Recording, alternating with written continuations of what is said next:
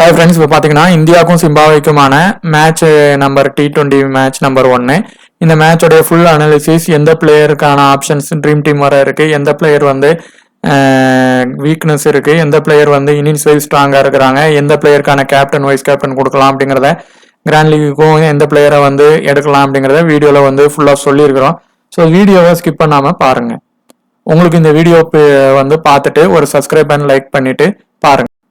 இந்த வென்யூ பார்த்தீங்கன்னா Harare venue வந்து பிச் ரிப்போர்ட் என்னென்ன மாதிரியான கண்டிஷன் இருக்கு பார்த்தீங்கன்னா, இது வந்து போத் பேட்ஸ்மேன் அண்ட் பவுலர்ஸ்க்கு வந்து ஈக்குவலான ஒரு அசிஸ்டன்ஸ் கொடுக்குற ஒரு பிச்சு தான். கண்டிப்பாக நல்ல ஒரு அந்த பிச்சில் பவுன்ஸ் இருக்கு. அதே மாதிரி பார்த்தீங்கன்னா நல்ல விக்கெட் வந்து கிடைக்கும் அப்படின்னு போட்டிருக்கிறாங்க. அதே மாதிரி பார்த்தீங்கன்னா பேட்ஸ்மேனுக்கும் கொஞ்சம் நல்ல சப்போர்ட் ஆகும் அப்படின்னு பண்ணியிருக்கிறாங்க. அதே மாதிரி ஸ்பின் பவுலர்ஸ்க்கும் இங்க நல்லா சப்போர்ட் ஆகும். அப்படி சப்போர்ட் ஆகுச்சுன்னா சிம்பாப்வேக்காரங்க வந்து ஃபாஸ்ட் பவுலர்ஸ் கொஞ்சம் அடிச்சாலும் அந்த ஸ்பின்ல கொஞ்சம் வீக்கா இருக்காங்க. ஸோ அதனால கூட இந்தியா வந்து இந்த விஷயத்துல இதை வச்சு கூட அவங்க டீமை வந்து தோக்கடிக்க நிறைய ஒரு வாய்ப்பும் இருக்கு. இந்த மேட்சை பொறுத்தவரை வென்யூல பாத்தீங்கன்னா 41 மேட்சஸ் பிளே பண்ணியிருக்காங்க. ஃபர்ஸ்ட் வின் பண்ணவங்க 23, செகண்ட் வின் பண்ணவங்க 18 பண்ணியிருக்காங்க. அதே மாதிரி பாத்தீங்கன்னா பிலோ ஸ்கோர் 150 பாத்தீங்கன்னா 19 டைம்ஸ் பண்ணியிருக்காங்க. மற்றது 150 to 116 9 டைம்ஸும், 170 to 189 7 டைம்ஸும், 190 above 6 டைம்ஸ் பண்ணியிருக்காங்க. ஸோ ஒரு ஆவரேஜ் ஸ்கோரா பாத்தீங்கன்னா ஒரு 160 வரை இங்க வந்து ஸ்கோர் வந்து வந்திருக்கு. ஹை ஸ்கோர் வந்து ஆஸ்திரேலியா 229 பண்ணியிருக்காங்க. லோ ஸ்கோர் வந்து சிம்பாப்வே தான் 99க்கு வந்து பண்ணியிருக்கிறாங்க. இங்க நடந்த ரீசன்ட் ஸ்கோர்ஸ் பாத்தீங்கன்னா சிம்பாப்வே அயர்லாந்து டோர்னமெண்ட் நடந்திருக்கு. அதுல சிம்பாப்வே வந்து ஒரு இதுல 10th டிசம்பர்ல நடந்ததுல 140க்கு 6 விக்கெட் இழந்ததா, அயர்லாந்து வந்து 140க்கு 9 விக்கெட் போயிருக்கிறாங்க, சேஸ் ஆகி இருக்கிறாங்க. அதே மாதிரி சிம்பாப்வே இதுல வந்து ஃபர்ஸ்ட் இன்னிங்ஸ் பண்ணும்போதும் 9th டிசம்பர்ல வந்து பாத்தீங்கன்னா ஸ்பின்னுக்கு வந்து செகண்ட் இன்னிங்ஸ் சப்போர்ட் இல்லாத பட்சத்துல சேசின் வந்து ஈஸியா ஆயிருது. ஆனா இதே ஸ்பின்னு வந்து சேசின் பண்ணும் போது விக்கெட்டை நிறைய பண்றாங்க அப்படின்னா அங்க வந்து சேசின்க்கு டஃப் ஆயிருது. ஸோ நம்ம இந்தியன் பவுலர்ஸ் வந்து செகண்ட் இன்னிங்ஸ் வந்து ஒருவேளை பவுலிங் வந்து போடுறாங்கன்னா அவங்க ஸ்பின்னர்ஸ் வச்சு கூட இங்க வந்து விக்கெட் எடுக்கவும் வாய்ப்பு இருக்கு. ஸோ ஃபர்ஸ்ட் இன்னிங்ஸை பொறுத்தவரை இந்த இதை பொறுத்தவரை ரெண்டு பக்கமும் விக்கெட் ஃபால்ஸ் வந்து ரெண்டு இதுலயும் இருக்கு. ஸ்பின்னர்ஸுக்கு லாஸ்டா நடந்த மேட்சஸ்ல 19 விக்கெட்டும், ஃபேசர்ஸ் 34 விக்கெட் எடுத்திருக்காங்க. ஃபர்ஸ்ட் இன்னிங்ஸ்லயும் ஸ்பின்னுக்கு சப்போர்ட் ஆயிருக்கு. செகண்ட் இன்னிங்ஸ்ல 7 விக்கெட் எடுத்திருக்காங்க. ஸ்பின் ஃபாஸ்ட்டுக்கு பாத்தீங்கன்னா ஃபேஸ் பவுலர்ஸ் ரெண்டு இதுலயும் போத்தா ஈக்குவல் விக்கெட்ஸ் வந்து இன்னிங்ஸ்லயும் எடுத்திருக்கிறாங்க. அதே மாதிரி பாத்தீங்கன்னா பவர் பிளே ப்ராக்ரஸ் இந்த பிச்சில் வந்து எந்த மாதிரி இருந்திருக்கு அப்படின்னா, இதுக்கு முன்னாடி நடந்த மேட்ச்ல மேக்சிமம் ஃபர்ஸ்ட் இன்னிங்ஸ் பேட்டிங் பண்றாங்க. இப்ப இந்தியா பேட்டிங் பண்ணாலும் ஒரு விக்கெட் விழுறதுக்கான வாய்ப்புகள் இருக்கு, அந்த மாதிரி பண்ணிருக்கிறாங்க. அது மாதிரி சிம்பாப்வே வந்து ஃபர்ஸ்ட் இன்னிங்ஸ் பண்ணாங்கனாலும் ஒரு விக்கெட் விழுது. இதே ரெண்டாவது இன்னிங்ஸ் பண்றப்போ பாத்தீங்கன்னா 2 விக்கெட் விழவும் வாய்ப்பு இருக்கு, அந்த மாதிரியும் சொல்றாங்க. இப்ப அதாவது நைட்ல நடக்கிறப்போ அந்த லைட் கண்டிஷனுக்கு ஸ்விங் இதுல வந்து விக்கெட் வந்து விழுது, அந்த மாதிரியும் அந்த மேட்ச்ல வந்து ஆயிருக்கு. ஹெட் டு ஹெட் பொறுத்தவரை பாத்தீங்கன்னா இந்தியாவும் சிம்பாப்வேயும் 8 டைம் T20 பண்ணியிருக்கிறாங்க. அதுல 6 மேட்ச் இந்தியா வின் பண்ணி 2 மேட்ச் லாஸும் ஆயிருக்கிறாங்க. சிம்பாப்வே வந்து பாத்தீங்கன்னா 2 மேட்ச் வின் பண்ணி 6 மேட்ச் லாஸ் பண்ணியிருக்காங்க. ஸோ சிம்பாப்வே வந்து இப்போ இது ஃபுல்லா நியூ இதுல இருக்கிற யங் டீம் வந்து தான் இப்ப ப்ளே பண்றாங்க. ஸோ வந்து சிம்பாப்வே வந்து வின் பண்ணலாம், அப்படி இல்லைனாலும் நல்ல ஈக்குவல் ஃபைட்டா மேட்ச் போறதுக்கு நிறைய வாய்ப்பு இருக்கு. பாத்தீங்கன்னா இந்தியாவுடைய பாசிபிள் பிளேயிங் 11 வந்து ருத்ராஜ் கெய்க்வாடு, சுமன் கில், ஏ சர்மா, ஆர் பராக், அப்புறம் Rinku Singh, Jitesh Sharma, Washington Sundar, Ravi Bishnoi, A Khan, M Kumar, K Ahmed. இந்த இதுல ஸ்பின் சப்போர்ட் ஆகுதுன்னா மேபி இவங்க வந்து ஏ சர்மா வச்சு ஸ்பின் போடுறதுக்கு வாய்ப்பு இருக்கு. ஆர் பராக் ஸ்பின் பண்ணுவாங்க. அதே மாதிரி கூட வேணா சேர்த்துப்பாங்க வேற ஒரு இது. அப்படி இல்லைன்னா கண்டிப்பா இந்த இதுல இருந்து ஒரு விக்கெட் கீப்பர் வந்து மேபி மாறலாம். ஏதாவது 1 or 2 சேஞ்சஸ் மட்டும் இருக்கும். சிம்பாப்வே பொறுத்தவரை பாத்தீங்கன்னா டபிள்யூ மதவரே, மருமணி, பெனிட், சிக்கந்தர் ராசா, கேம்பல், மதனே, அப்புறம் எம் சும்பா, ஜங்வி, அப்புறம் பாத்தீங்கன்னா மசட்சா, அப்புறம் நகர்வா, அப்புறம் பாத்தீங்கன்னா முசாபார்னி. இதுல கண்டிப்பா 1 or 2 சேஞ்சஸ் வந்து மேபி பண்ணுவாங்க. அந்த பிச்சு எந்த மாதிரி இருக்கும்னு இவங்களுக்கு நல்லாவும் தெரியும். ஸோ அதுக்கு தக்கனமான பிளேயர்ஸ்ல 1 or 2 மேபி சேஞ்ச் ஆகலாம். அதே மாதிரி பாத்தீங்கன்னா ஒரு 3 மேட்சஸ் கழிச்சு கண்டிப்பா இந்தியால வந்து சஞ்சு சாம்சன், சிவன் டூபே, ஜெய்ஸ்வால் அந்த மாதிரியான பிளேயர்ஸும் உள்ள வருவாங்க. அதே மாதிரி இவங்க டீமோடைய பிளேயிங் 11ல உள்ள ஸ்டாட்ஸ் பாத்தீங்கன்னா இதுல இவர் ஃபர்ஸ்ட் ஓபனர்ஸ் வந்து இவங்க 2 பேரும் இறங்க வாய்ப்பு இருக்கு. அப்படி இல்லைன்னா ஒரு சேஞ்ச் வேணா பண்ணுவாங்க. 2 பேருடைய ஆவரேஜும் கொஞ்சம் கம்மியா தான் இருக்கு. ஆனா இவர் ஃபர்ஸ்ட் வந்து பேட்டிங் பண்றவர் கொஞ்சம் வந்து பவுலிங்கும் போட்டிருக்கிறாரு. ஸோ இந்த 2 கேட்டகரியில நீங்க மதவரை அவங்களையே வேணா ட்ரை பண்ணி பாருங்க. லோ பெர்சன்டேஜ்ல தான் இருப்பாங்க. மேட்சோடைய ஹை பெர்சன்டேஜ் கேப்டன் பாத்தீங்கன்னா அபிஷேக் சர்மா தான் இருக்கிறாங்க. ஆல்ரவுண்டர், அவருக்கு பவுலிங் கண்டிப்பா கொடுப்பாங்க. அதே நேரத்துல பாத்தீங்கன்னா வைஸ் கேப்டன் வந்து சுமன், அதாவது வைஸ் கேப்டனும் அவர் தான் ஐயா இருக்கிறாரு. இப்ப வர ஒரு நம்ம ட்ரீம் 11 ஃபேண்டசி பிளேயர்ஸுக்கு அந்த ஆப்ல மட்டும் தேர்ந்தெடுத்துக்கிறாங்க. இதே மை சர்க்கிள்ல பாத்தீங்கன்னா அபிஷேக் சர்மா வந்து கேப்டனும் சுமன் கில் வைஸ் கேப்டனும் இருக்கிறாங்க. ஸோ இந்த மாதிரி கண்டிஷன்ல இருக்கிறப்போ மேக்சிமம் அபிஷேக் சர்மா ஒரு ட்ரீம் டீம் அளவுக்காக வருவாரு. ஸோ எஸ் கில் வந்து ஒன்னு ஃபெயிலியர் ஆயிடுவாரு, இல்லைன்னா அந்த இடத்துல எந்த மாதிரி வருவாருன்ட்டு நான் அந்த கேட்டகரி பிளேயர்ஸ் வர்றப்ப நான் சொல்றேன். அடுத்து பாத்தீங்கன்னா இந்த பிரைன் பென்னட் வந்து ஒரு ட்ரம்ப் பிக் அவங்க டீம்ல உள்ள பிளேயரு. கண்டிப்பா அவர் ட்ரீம் டீம் வந்து வந்துருவாரு. எப்படியும் பேட்டிங் அண்ட் பவுலிங் ரெண்டுலயுமே அவரால் கான்ட்ரிபியூட் பண்ண முடியும்.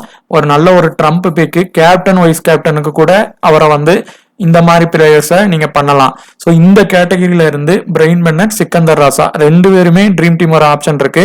இந்தியாவை கூட விளையாண்ட அந்த பிச்சு இவங்க பிளேயர்ஸ் கூட அனுபவம் சிக்கந்தர் ராசாக்கும் அதிகமா இருக்கு. ஸோ இவங்க 2 பேருமே நீங்க ட்ரை பண்ணிக்கிங்க. அதே மாதிரி பாத்தீங்கன்னா ஜனதன் கேம்பல், அதே மாதிரி கிளைவ் மடன்டே, இவங்க வந்து வென்யூல வந்து ஒரு 25 ஆவரேஜ் வச்சிருக்காங்க. ஆனா கேம்பிள் பாத்தீங்கன்னா 4 மேட்சுக்கே 105 ரன்ஸ் வந்து அடிச்சிருக்கிறாரு. ஆவரேஜ் நல்லா இருக்கு. ஸோ T20 பொறுத்தவரை இந்த மாதிரி கண்டிஷன்ல இருக்கிறாங்க. இந்த மாதிரி ஒரு சிம்பாவே வின் ஆகும் அப்படிங்கிற மாதிரி டீம் எடுத்தீங்கன்னா இந்த ஜொனதன் கேம்பிள் வந்து பிளே பண்ணாங்கன்னா ட்ரை பண்ணுங்க. அதுவும் 17 இன்னிங்ஸ் பண்ணாங்கன்னா கண்டிப்பா ட்ரை பண்ணுங்க. அதே மாதிரி மில்டன் சும்பா இவங்க பாத்தீங்கன்னாலும் லெஃப்ட் ஹேண்டர் தான். இப்போ நீங்க கேம்பில் ட்ரை பண்ணலன்னா அந்த இடத்துல இவங்கள ட்ரை பண்ணுங்க. ஒரு 385 ரன்ஸ் அடிச்சிருக்காங்க. ஒரு ரீசெண்டா பாத்தீங்கன்னா 56, 27, 42 ஒரு விக்கெட்டும் எடுக்கிறாங்க. ஸோ உங்களுக்கு ட்ரீம் டீம் வர்றதுக்கான ஆப்ஷன் மேபி இவங்களுக்கு நம்ம சிம்பாவேக்கு சைடா பிளேயர்ஸை எடுக்கும் போது இந்த மாதிரி பிளேயர்ஸ் எல்லாம் நீங்க ட்ரை பண்ணிக்கலாம். அதே மாதிரி பாத்தீங்கன்னா லியூக் ஜங்வே, இவர் வந்து பாத்தீங்கன்னா 1 விக்கெட், 3 விக்கெட், 2 விக்கெட், 1 விக்கெட்னு எடுத்திருக்கிறாரு. இவரு அப்படி இல்லைன்னா ஆர் நகர்வாவில் நீங்க ஒருத்தங்களை ட்ரை பண்ணிக்கிங்க. இந்த இதுல பொறுத்தவரை இவங்க ஆர் நகர்வா வந்து நல்ல ஒரு லெஃப்ட் ஹேண்டர் பவுலர் தான். நல்ல T20 எக்ஸ்பீரியன்ஸ் நிறைய இப்போ அவங்ககிட்ட இருக்கு. 52 மேட்சஸ்ல 62 விக்கெட்ஸ் எடுத்திருக்கிறாங்க. வென்யூல 12 விக்கெட்ஸ் எடுத்திருக்கிறாங்க. நிறைய இன்டர்நேஷனல் பிளேயர்ஸ்க்கு கூட பவுலிங் போட்டு அவங்க எக்ஸ்பீரியன்ஸ் இப்போ நல்லா இருக்கு. ஸோ டாப் ஆர்டர்ல பாத்தீங்கன்னா 2 பேருக்கு லெஃப்ட் ஹேண்டர் வீக்னஸ் இருக்கு.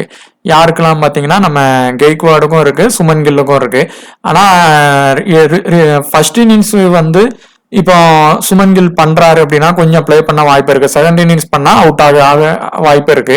இப்போ பாத்தீங்கன்னா அந்த இதுல அப்படி பாத்தீங்கன்னா அவர் ஒரு விக்கெட் ஃபர்ஸ்ட்ல எடுத்தாலும் அடுத்து டெத் ஓவரும் இவர் தான் போடுவாரு. ஸோ 2 விக்கெட் எடுத்து ட்ரீம் டீம் வர அளவுக்கான ஆப்ஷன் வந்து அந்த நகர்வாக்கு இருக்கு. அதே மாதிரி பாத்தீங்கன்னா அந்த மசட்ஸா வந்து பாத்தீங்கன்னா கொஞ்சம் ரன்னும் அவங்கள வந்து அடிச்சிருக்கிறாங்க. சப்போஸ் இப்போ இந்தியா தான் வின் ஆகிற மாதிரி இருக்குன்னா இவங்க வந்து பவுலிங்கும் போடுவாங்க, இதுவும் பண்ணுவாங்க. ஒரு ஆர்த்தடாக்ஸ் பவுலர் தான், வேணா ட்ரை பண்ணி பாருங்க. ஸோ இந்த நகர்வா வந்து ஒரு கேப்டன் வைஸ் கேப்டன் அளவுக்கு கூட ஃபர்ஸ்ட் இன்னிங்ஸ் பண்ணா ஒரு சின்னதா ஒரு வாய்ப்பு வந்து இருக்கு. அடுத்து பாத்தீங்கன்னா முசாபர்னி, இவங்க வந்து பாத்தீங்கன்னா வென்யூல பாத்தீங்கன்னா ஒரு 15 விக்கெட்ஸ் எடுத்திருக்காங்க. T20ல ஒரு 60 விக்கெட்ஸ் எடுத்திருக்காங்க 51 மேட்சஸ்ல. மேக்ஸிமம் ஆவரேஜா பாத்தீங்கன்னா 2 to 3 விக்கெட் இல்ல 2 to 1 விக்கெட் அந்த ட்ரீம் டீம் வரதுக்கான ஆப்ஷன் இவருக்கும் அந்த நகர்வாக்கும் சேமா இருக்கு. ஸோ ஒரு சிம்பாவேக்கு சப்போர்ட் பண்ணும்போது நீங்க இந்த 2 பிளேயரையுமே ஃபாஸ்ட் பவுலர்ஸையே ட்ரை பண்ணுங்க.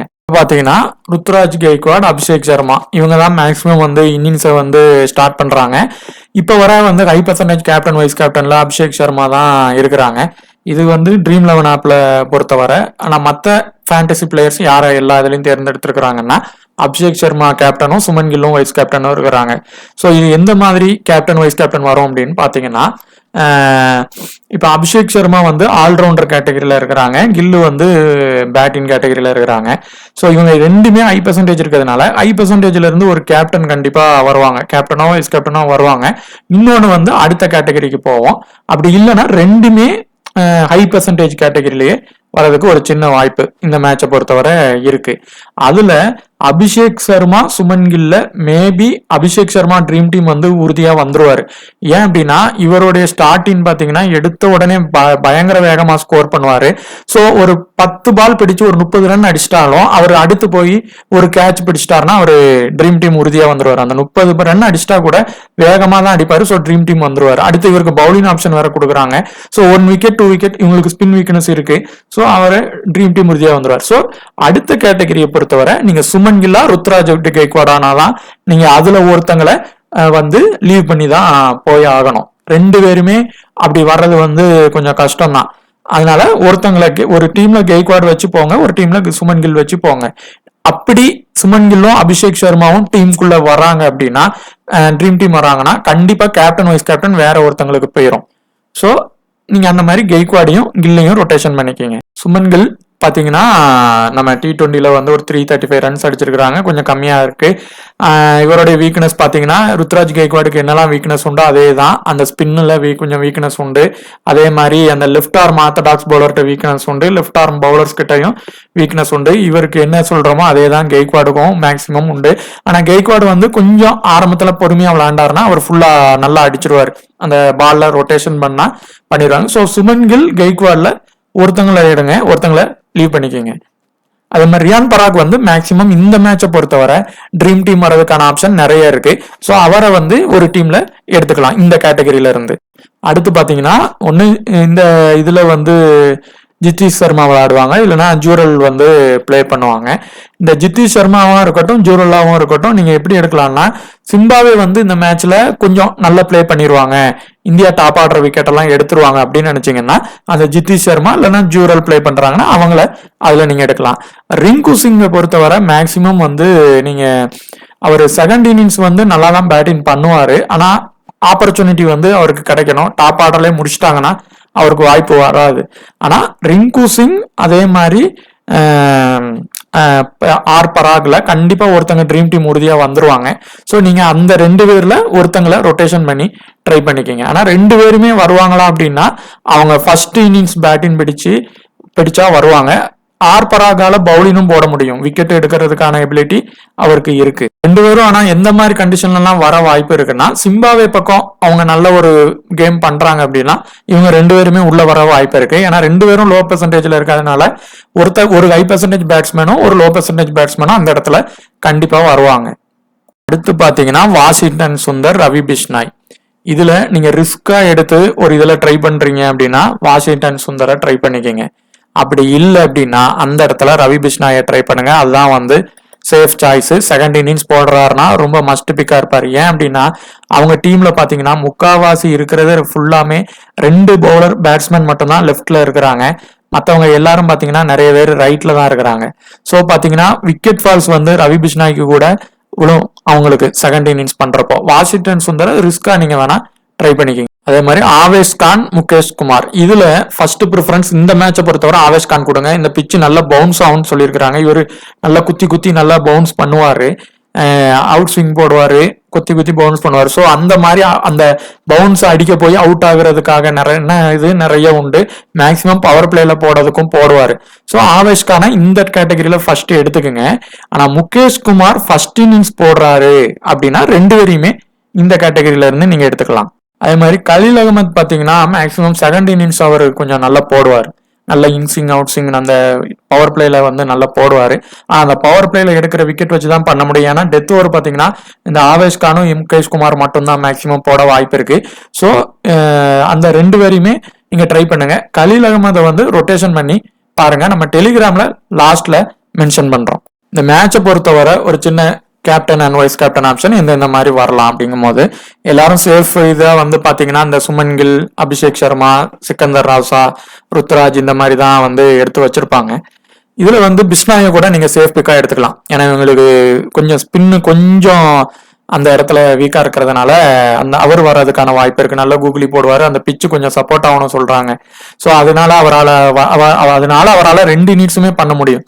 ஸோ அதுக்கு அடுத்து பாத்தீங்கன்னா ருத்துராஜ் கில்ல மேக்சிமம் ஒருத்தங்க தான் அந்த இதுல பண்ண ஒரு வாய்ப்பு இருக்கு. ஸோ நீங்க ரொட்டேஷன் பண்ணி அந்த கேப்டன் வைஸ் கேப்டனை மாத்திக்கிங்க. சிக்கந்தர் ராசாக்கு ஒரு விசி வரைக்கும் ட்ரை பண்ணி பாருங்க. அது மாதிரி ரிஸ்கி பார்த்தீங்கன்னா ஆர் பராக், அவர் வந்து ட்ரீம் டீம் தாண்டியும் அவர் நல்ல ஒரு பெர்ஃபார்மன்ஸ் பண்ண வாய்ப்பு இருக்கு. லோ பெர்சன்டேஜ்ல இருக்காரு. ஸோ நம்ம வந்து அவர் மேல பண்றப்போ நம்மளுடைய ரேங்க் கூடிரும். நீங்க சுபங்கில்லுக்கு போய் போட்டு பண்றதுக்கு இவர் மேல பண்றப்போ நம்மளுடைய ரேங்க் இவர் மேல பண்ணாதான் ரேங்க் வேகமா இதாகும். அதே கண்டிஷன் தான் ஏகானுக்கும். அவர் ட்ரீம் டீமை விட அதிகமா பெர்ஃபார்மன்ஸ் பண்ண வாய்ப்பு இந்த பிச்சு பொறுத்தவரை இருக்கு. ஸோ ட்ரை பண்ணி பாருங்க. அதே மாதிரி எம் குமார் ஃபர்ஸ்ட் இன்னிங்ஸ் பண்ணா மட்டும் ட்ரை பண்ணுங்க. செகண்ட் இன்னிங்ஸ் பண்றாருன்னா டீம்ல வேணா எடுக்கலாம். மற்றபடி விசி வந்து ரிஸ்க் தான். அதே மாதிரி ஆர் நகர்வா வந்து ஃபர்ஸ்ட் இன்னிங்ஸ் பண்றாரு அப்படின்னா, பவுலிங் போடுறாருன்னா நீங்க வந்து ஒரு விசி வரைக்கும் ட்ரை பண்ணி பாருங்க. அதே மாதிரி அந்த பிரெயின் பென்னட் வந்து ஒரு முக்கியமான ட்ரம்ப் பிக் அவங்க டீம்ல. அவரால் பேட்டிங்கும் நல்லா பண்ண முடியும். அதே மாதிரி பவுலிங் ஸ்பின் சப்போர்ட் ஆகுறதுனால அவரால் கண்டிப்பா ஒரு பேட்டிங்லையும் ஒரு 30-40 ரன் அடிச்சிருவாரு. அடுத்து வந்து ஒரு 2 விக்கெட்டோ எடுத்துட்டாருன்னா கண்டிப்பா வீசி அளவுக்கு போயிருவாரு. பெர்சன்டேஜ் பார்த்தீங்கன்னா 50க்கு கீழே தான் இருக்காரு. இவர் அவங்க டீமை பொறுத்தவரை ட்ரம்ப் பிக். எப்படி நம்ம அந்த ஏகான் ஆர்பராக்லாம் சொல்றோமோ அதே மாதிரி இவரும் அவங்க டீமை பொறுத்தவரை ஒரு ட்ரம்ப் பிக்கு. ஸோ உங்களுக்கு இந்த வீடியோ பார்த்து ஏதாவது நீங்கள் கமெண்ட் பண்ணால் நீங்கள் உங்களோட கமெண்ட்டை தெரிவிச்சுக்கிடுங்க. இந்த வீடியோ இப்போ உங்களுக்கு கண்டிப்பாக பிடிச்சிருக்கும் நினைக்கிறேன். பிடிச்சிருந்துச்சுன்னா கண்டிப்பாக ஒரு லைக் பண்ணி சப்ஸ்கிரைப் பண்ணுங்கள். தேங்க்யூ. அதே மாதிரி ஒரு பிரைவேட் கான்டெஸ்ட்டும் நம்ம எவ்ரி மேட்சஸ் நம்ம பண்ணுற இதில் மெயின் மேட்சஸ்க்கு வந்து பண்ணுவோம். ஸோ நீங்கள் அதுலேயும் ஜாயின் பண்ணுங்கள். நம்ம சேனல் மெம்பர்ஸ் எல்லாருமே டெலிகிராமில் ஜாயின் பண்ணுங்கள். ஸோ அந்த கான்டெஸ்ட்டில் மெம்பர்ஸ் அதிகமாக சேரும் போது நல்ல ஒரு அமௌண்ட் வந்து வின் பண்ணுறவங்களுக்கும் அதுல இருந்து பண்ணலாம். ஸோ நம்ம சேனல் இன்னும் அதிகமான மெம்பர்ஸ் அதிகமான ஃப்ரெண்ட்ஸ் கூட சேரும் போது அந்த அதுல இருந்து ஒரு பெரிய அமௌண்ட் ஒரு டெய்லியும் ஒரு முக்கியமான கான்டெஸ்ட்ல வின் பண்றவங்களுக்கு சேனல்காரங்களுக்கு மட்டும் போகும். ஸோ உங்களுக்கு இந்த வீடியோ பார்த்துருப்பீங்க. டெலிகிராம்லையும் ஜாயின் பண்ணிக்கிங்க, சப்ஸ்கிரைபும் பண்ணிக்கிங்க.